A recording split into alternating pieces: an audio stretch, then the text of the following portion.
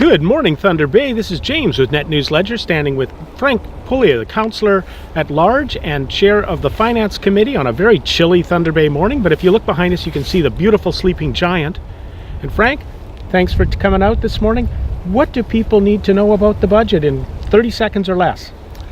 Okay, well, we're starting tonight, the first actual meeting of the budget. We're going to go through line by line, and we hope to be done before the end of the month. We have pulled the budget process 1 month ahead of time so that we can take advantage of the short construction season. And it's all going to be happening very fast, so tune in on over the internet. It's going to be televised live tonight, and again a couple of nights next week, and by January 31st it will all be over, and we hope to bring forward a good budget where we can provide services at a reasonable cost. Frank, thank you. We'll get into some more depth in the budget when we get somewhere warmer. And we're back. It's James Murray with NetNewsledger, and I'm joined by Councillor Frank Pullia, who is the Budget Chair, and we've come in from the outdoors. We're at the Calico Coffee Shop in the Bay and Algoma area here in Thunder Bay. Frank, a little easier to talk budget when we're not pushing out cold weather. Much warmer here. Now, the process for the budget, what has led to the new process? You were saying outside that we're going to be done by the end of January. What has it taken to get there? Well, what we have been doing in the last 3 years is do some longer-term planning. For example, 3-year budgets, because so many things impact the budget that are outside of our control, like insurance, policing cost, all kinds of downloads or uploads from the province and other orders of government, unexpected events like a really bad winter that throws the budget out of whack. So we're doing a 3-year budgeting process. So by doing that, we also were able to pull it back in terms of how long it takes. And this year we're going to finish 1 month earlier. So by the end of this month, by the end of January, we should be just about done. So in the next couple of weeks, tune in.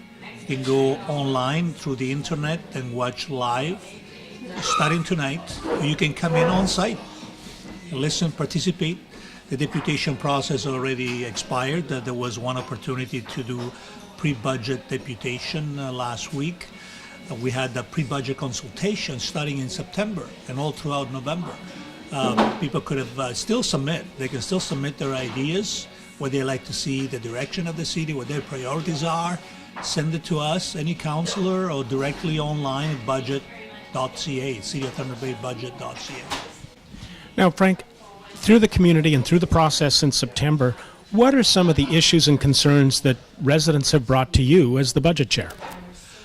Well, we hear from different people, and there are different mix of priorities. But what we're hearing still that even though things are getting better, I think most people like the direction we're taking of maintaining budget increases below 3%.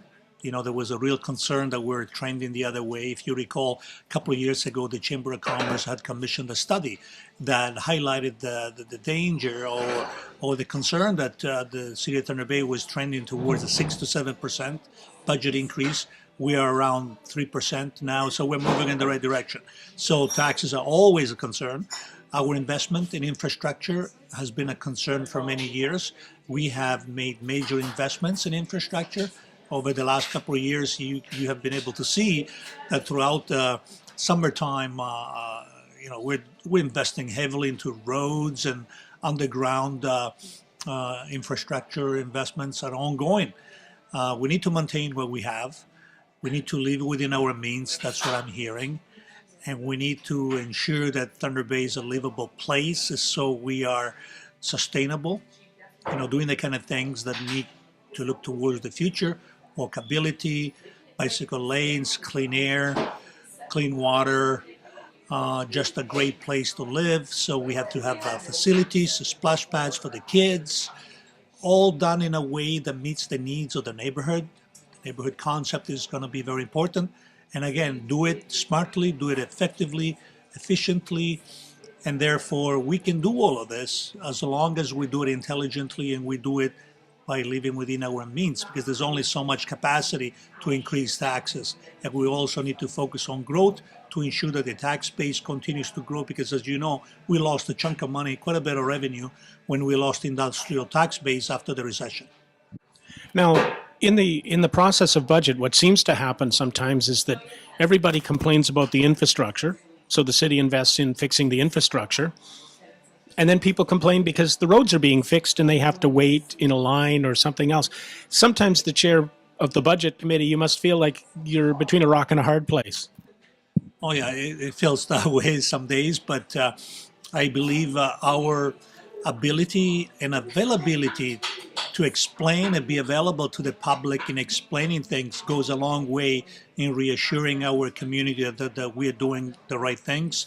And I appreciate the opportunity to convey that message today with the NNL.